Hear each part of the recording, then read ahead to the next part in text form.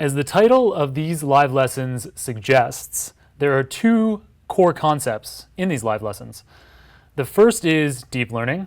The second is natural language processing, or NLP for short. Deep learning is technically defined as the layering of simple algorithms called artificial neurons, 3 or more layers deep.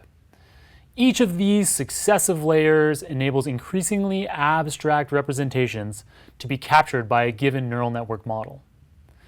Later in these live lessons, we'll go over the essential theory of deep learning as a refresher for people with some exposure to it. If deep learning is totally new to you, I recommend going through my introductory prequel live lessons titled Deep Learning with TensorFlow before going through these NLP-specific live lessons, which build upon the foundational knowledge covered back there. In these live lessons, not all of the models that we build will be deep in the sense of having 3 or more layers of artificial neurons. All of the models we build, however, will involve artificial neural networks, and there will be occasions where I refer to a deep learning network when we discuss a shallow artificial neural network architecture, but given the theoretical common ground and the generally easy extensibility of a shallow architecture into a deep one, I think this is a relatively minor sin. For our immediate purposes, this simple diagram, which I introduced in my prequel Deep Learning with TensorFlow live lessons, distinguishing deep learning from traditional machine learning, should suffice to understand what makes deep learning a uniquely powerful approach to natural language processing. Traditional machine learning, up here in purple, worked well because of clever human-designed code that transformed raw data, be it images, audio of speech, or text from documents, into input features, feature engineering, that would have their relative weights optimized algorithmically, say by regression, random forest, or support vector machines. The manual creation of features is a highly specialized task, which is often carried out by people with doctoral degrees and many years of experience working to transform a particular type of raw data into input features within a particular domain. Deep learning is exciting because it rather handily turns this traditional model with highly specialized domain-specific experts on its head. Within the field of machine learning is a subset of approaches concerned with learning representations from the raw data, instead of them needing to be manually curated. This field is called representation learning. So that's here where model building accounts for most of the effort involved in creating these models, which contrasts with machine learning, where most of your time was spent doing feature engineering. Today, deep learning is the most dominant form of representation learning. Instead of manually curating input features from raw data, the raw data themselves, be they images, audio of speech, or words from documents, are fed unadulterated into the deep learning model. Over the course of many, many examples fed into the deep learning model, the first layer of the artificial neurons receiving the raw data come to represent simple abstractions of the data, while each successively deeper layer represents increasingly complex non-linear abstractions on the preceding layer. This isn't simply a matter of convenience. Learning features has additional advantages. Features engineered by humans tend to be incomprehensive. They tend to be excessively specific. They tend to involve lengthy, iterative, often endless loops of design and validation that could stretch for years. Meanwhile, learned representations, such as those learned by deep learning algorithms, are learned quickly, typically over hours or days. They adapt straightforwardly to changes in the data or to changes in the problem being solved. And finally, in case you were wondering, deep learning conveniently applies to both unsupervised learning, that is where we have, say, raw text alone as inputs in our model, as well as supervised learning, That is where we have labels like whether a passage of text conveys a positive or negative sentiment. In these live lessons, we'll work through examples of learning that are both of the supervised and the unsupervised varieties. Okay, that's enough about deep learning for now. What about our second core concept, natural language processing?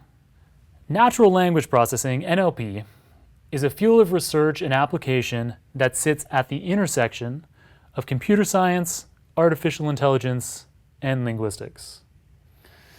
NLP involves taking the naturally spoken or written language of humans, just like I'm speaking to you naturally now, and processing it with machines to automatically complete some task or to make a task easier for humans to do.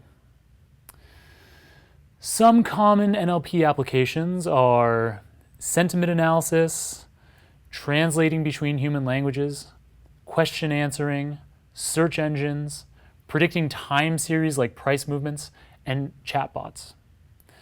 I'll go through examples of some of these applications in the next section of these lessons, juxtaposing the traditional machine learning approach to the contemporary deep learning approach. This should make clear the simultaneous power and elegance of deep learning for solving natural language processing problems. Major examples of NLP in industry include speech recognition, so for example, Amazon's Echo, Apple's Siri, and Microsoft's Cortana. Search, whether it be typed into a search engine or spoken into a device like those just mentioned. Classifying documents, for example, as to whether a document conveys positive or negative sentiment for use by marketing firms or for advertising or automating financial decisions on price direction. Another application is language translation. So this could be assisted language translation for firms that do that kind of work, or it could be totally machine-created suggestions. Increasingly, we're even seeing fully automatic, though certainly still not always perfect, translations from one language to another. The fifth application I've listed here is chatbots. Carrying out natural conversations could be considered the holy grail of NLP research. Currently, chatbots are incapable of winning a Turing test and are today distinguishable from conversation with a human if you get past the surface level niceties or the kind of structured pathways.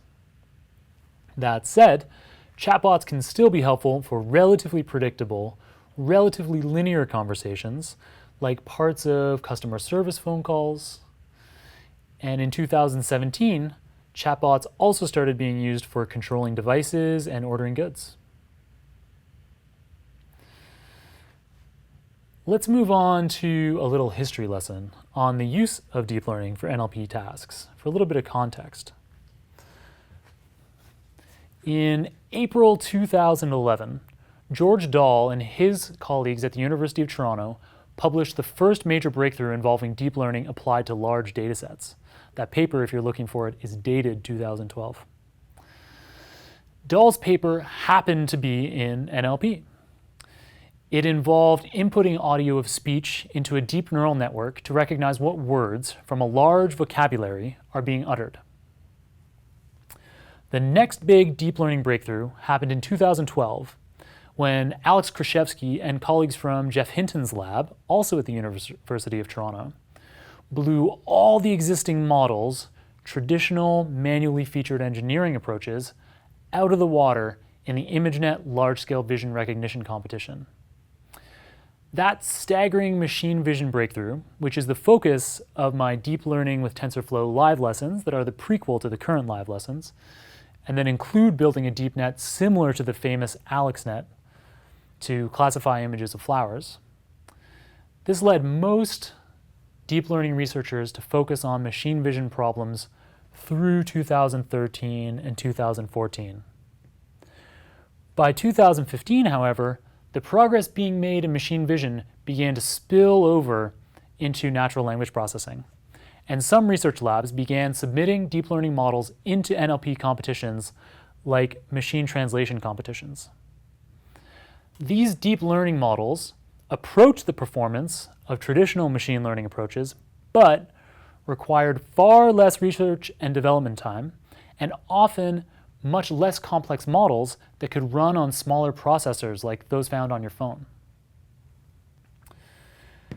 In 2016 and 2017, deep learning entrants to these NLP competitions not only started to be more efficient than traditional machine learning models, they also began outperforming them on model accuracy measures as well.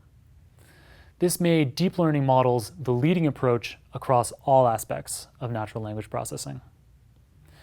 If you're interested in reading more about the impact of this shift from traditional approaches to deep learning approaches, check out an article called The Great AI Awakening. That was published by Gideon Lewis Krauss in the New York Times Magazine in December of 2016. Alrighty. That's a high-level overview of NLP and the contemporary history of deep learning as it applies to NLP. Up next, I'll introduce the elements of natural language and describe how deep learning models encode these elements.